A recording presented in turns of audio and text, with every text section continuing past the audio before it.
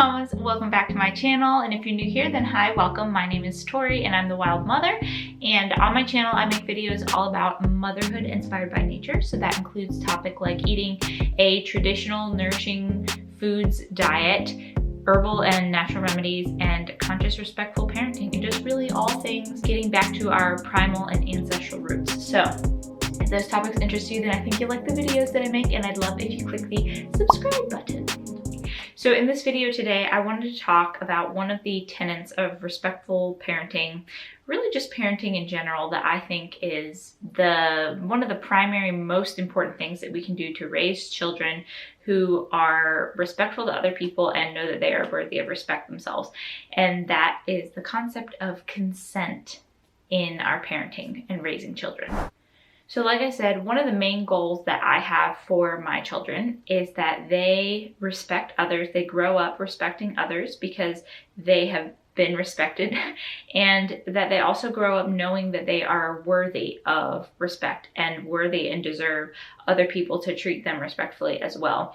So I believe that teaching and modeling consent to children while they're really young really sets them up well for them to understand the concept of consent later in life when it comes to more tricky issues or more safety issues. So if we, as our child's loving, nurturing parents, respect and ask for their consent before, doing things to them, before picking them up, before tickling them, things like that, then they are going to grow up with a much higher standard, with the standard that they are the ones in control of their own body, and that if they say no, no means no, which I think is just really important for our kids' safety and also for teaching them boundaries. I think a lot of the time, just because we are living in a world and in a society that's like very into mainstream parenting, and that's probably what most of us were raised with, it's easy for us to just not even think about how we're handling our child. Like, are we just picking them up without asking all the time, or a little more roughly, are we like grabbing their arm and dragging them across the street? Are we like tickling them without asking, or after they say no, or like relentlessly tickling them? Are we roughhousing them? Like, different questions like this are the areas where I think that we need to be mindful about consent and making sure that we respect our child's boundaries. And it's a lot of areas like tickling. It's not bad per se, like not bad to tickle your child, but I just want us to make sure that we're being conscious and mindful about how we're tickling them and if the child's actually enjoying it. So anyway, here are some of the biggest areas where I have noticed parents not really considering their child's perspective or being respectful of their child when it comes to consent. So let's break these down.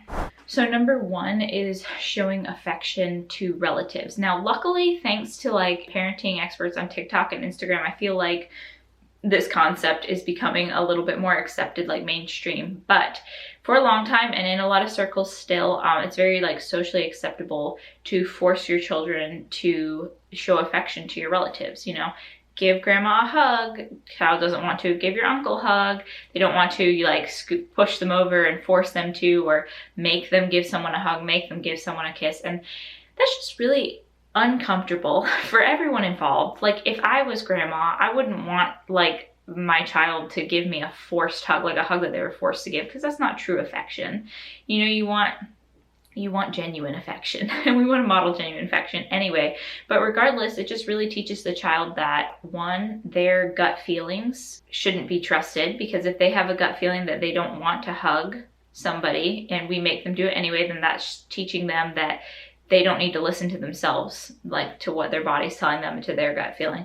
And number two, it's just teaches them that like they're in charge of making other people happy. If we say, oh, grandma's gonna be sad if you don't give her a hug, or make Aunt Mary happy, give her a hug, like that's teaching them that they are responsible for other people's emotional well-being. And that leads to people pleasing and like having children grow up who are chronic people pleasers.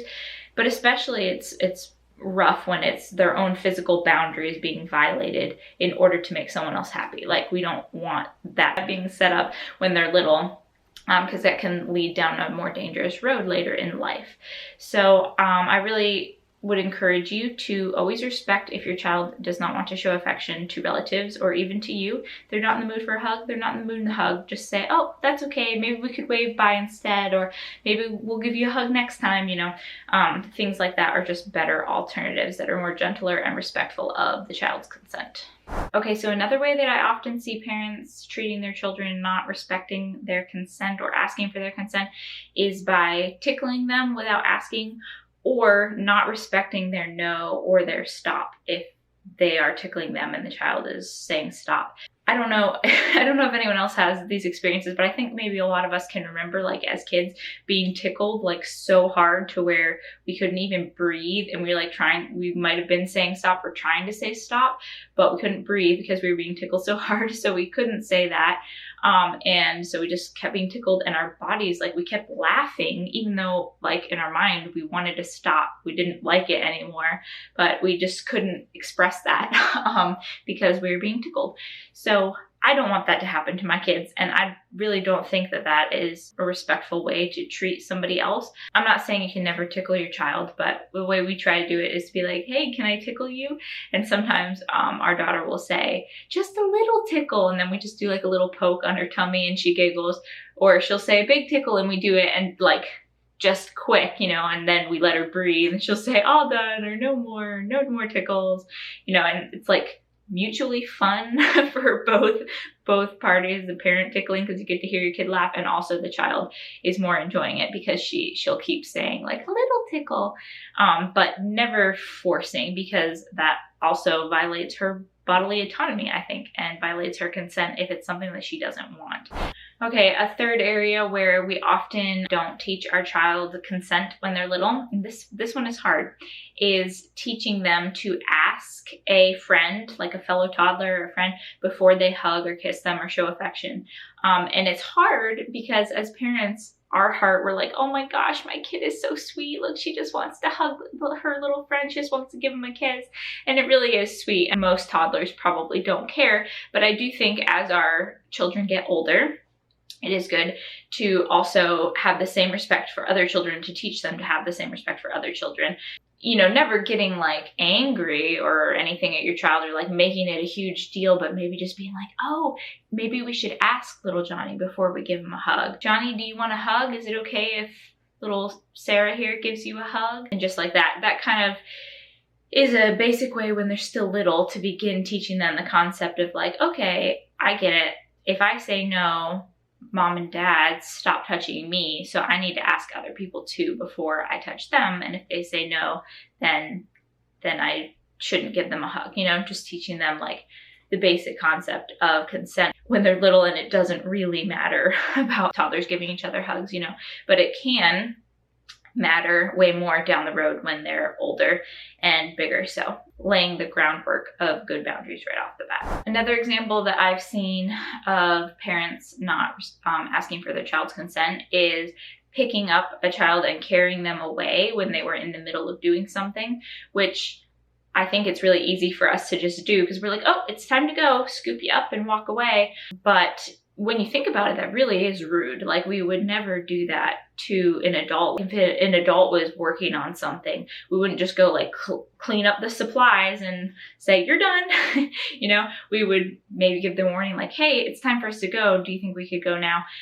So just kind of giving the child the same respect that we would give an adult in that way. I actually have a really great example of this. We were with a family member and my daughter was playing with like this little pull behind toy that had like a string. It was like a little dog on a string, and she was pulling it around and she was like really enjoying it and really into it, and it was time for us to go. So we were like at the door saying bye, and we hadn't really told her that it was time to go, so she was still playing with it.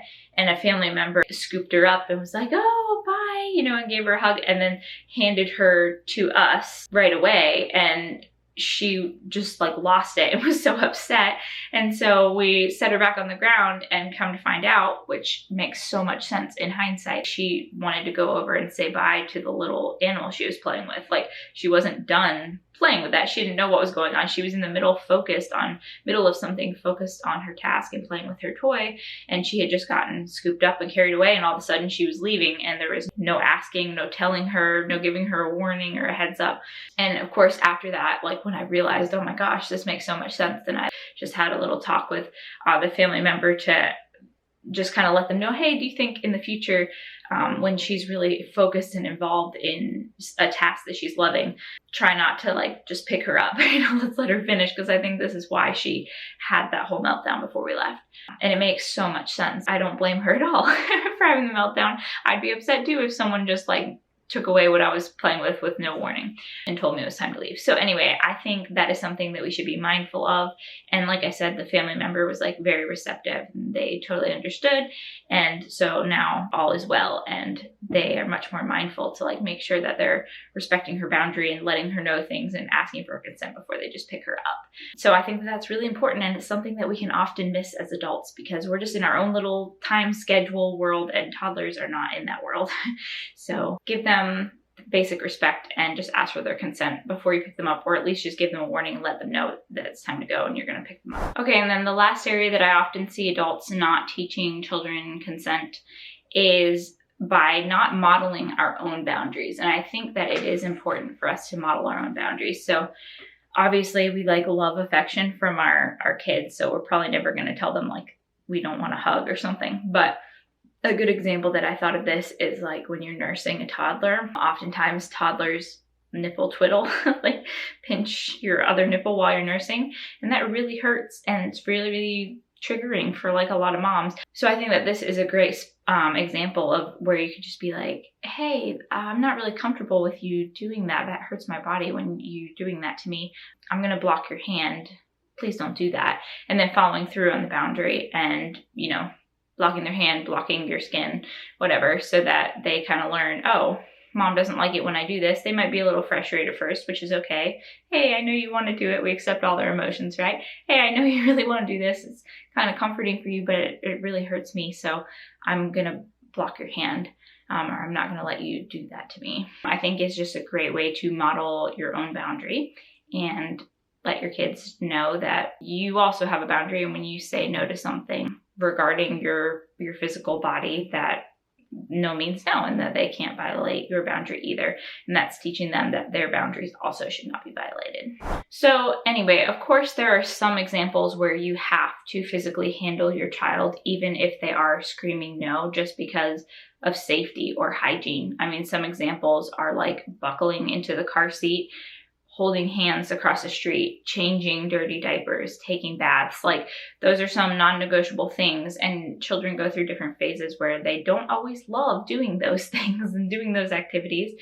I know a lot of kids go through where they don't like diaper changes or they don't like buckling in the car. So that can be really hard. And it also you feel bad as a respectful, conscious parent when your child is like saying no and you're doing it anyway, because that is kind of like violating consent. But I think in the situations where you have no other option, where it's for their safety and you have to hold their hand across the street, like if that's a rule in your family, which it is in ours, because I don't want my daughter just like darting through a parking lot, So, and she doesn't always like to hold my hand when she's crossing the street because she's independent. She wants to walk just next to me by herself. But I try to always remember this is our rule, this is our family boundary, and I try to empathize with her feelings. So I often get down on her level, like when we come out of the store, and be like, hey, I know you don't want to hold my hand, and I hear that you're saying no, you don't want to hold my hand, but it's my job to keep you safe, and there are a lot of cars in this parking lot, so I have to hold your hand while we cross the street, or I can carry you. Do you want me to hold you, or do you want to hold my hand? And then usually she might cry, but she'll say hold hand because she just wants to walk. So just empathizing and acknowledging their feelings always, of course, because all feelings are valid, but following through on the boundary for safety and, hygiene when you need to are things that you can do. But I think lots of times we unknowingly model violating consent to our children, and it's in situations that don't really matter, like tickling or the hugging the relative or picking them up when they're playing with something, like all those examples that I gave before. So don't be afraid to keep your child safe, of course, even if they're protesting and saying no. Just remember down the road that we want to remember your long-term goal. We want our children to always know that they are in control of their body. And so anytime that you can illustrate and model consent to them, definitely do it and be conscious of it. So anyway, I hope that this video was helpful for you guys, and I hope that you liked it. If you did, then please click the like button, subscribe to my channel for more content like this. Check out my respectful parenting playlist if this is a topic that you're interested in. And yeah, I hope that you guys have an awesome rest of your day. Thank you so much for watching. Bye.